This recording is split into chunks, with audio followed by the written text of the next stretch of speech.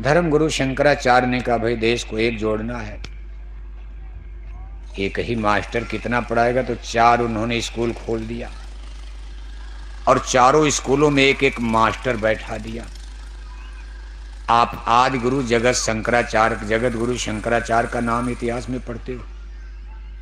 ये सैकड़ों बरस पहले की कहानी, जब रेडियो नहीं था, अखबार नहीं था, मीडिया नहीं था, पेपर नहीं थे, प्रेस नहीं था, कागज नहीं थी, मशीनें इतनी नहीं थी।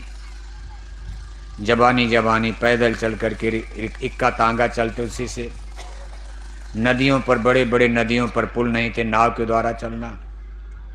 फिर भी हमारे महापुरुषों ने कितनी बड़ी मेहनत किया है। पैदल पैदल चल के देखो 4 स्थान बनाया उन्होंने। एक भारत की पश्चिमी सीमा पर गुजरात प्रदेश में समुद्र के किनारे द्वारिका पीठ, एक शंकराचार्य, एक मास्टर को वहां बैठा दिया, द्वारिकापुरी के शंकराचार्य। दूसरा भारत की पूर्वी सीमा उड़ीसा जगन्नाथपुरी, वहां एक पीठ स्कूल बनाकर एक शंकराचार्य वहां बैठा दिया। एक हिमालय में देखो, हिमालय में बिल्कुल आपके इसी उत्तराखंड में हिमालय में, वहां एक बना करके वहां एक शंकराचार्य बैठा दिया।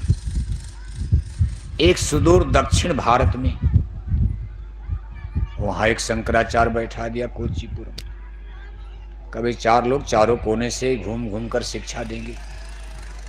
और उन्होंने कहा देखो भाई बैठना मत। आदि गुरु शंकराचार्य पैदल चल करके दक्षिण में जन्म हुआ, उत्तर तक आए। कहा आप लोग बैठना मत, घूम घूम कर जनता में प्रचार करना। इतना बड़ा देश है, आप जाओगे जनता तो आ नहीं पाएगी। आपको जिम्मेदारी दी है भाई इसका प्रचार करना, धर्म डूबने ना पाए। मेहनत होती रही। आज चारों शंकराचार्य आज भी है। जब से गद्दी बनी है उस पर मास्टर मरते जा रहे हैं, दूसरा मास्टर आता। ये नहीं कि वही शंकराचार्य जिंदा है। एक मास्टर मरता है तो दूसरा मास्टर।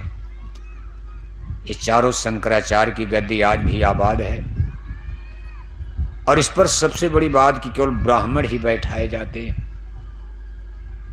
क्योंकि तब धर्म का काम ब्राह्मण। और आज भी आप देखोगे सबसे इंटेलेक्चुअल पर्सन, सबसे बौद्धिक शक्ति वाले आज भी भारत में ब्राह्मण ही हैं।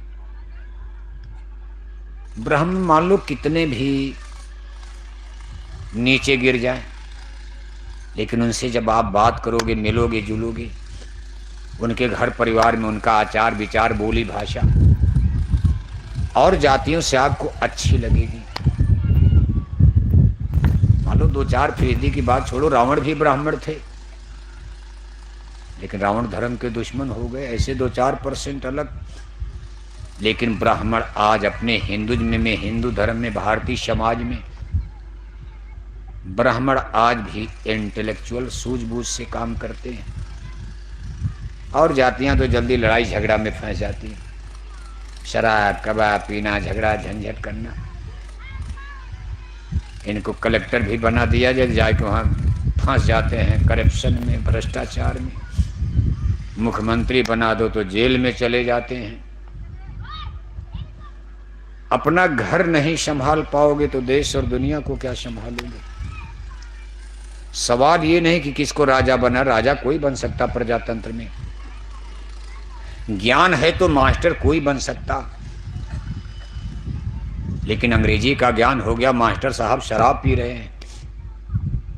ऐसा मास्टर अपने विद्यार्थी को संस्कार नहीं डाल पाएगा।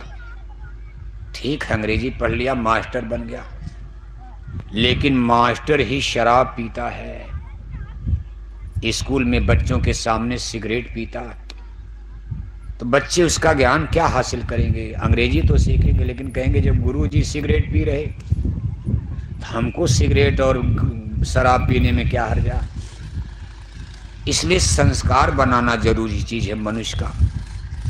ये जाति और बिरादरी से ऊपर की चीज है। रविदास जी देखो जात के चमार घर में पैदा हुए काशी नगरी में, लेकिन चित्तौड़ की महारानी मीरा का गुरु बनने का गौरव प्राप्त हो गया।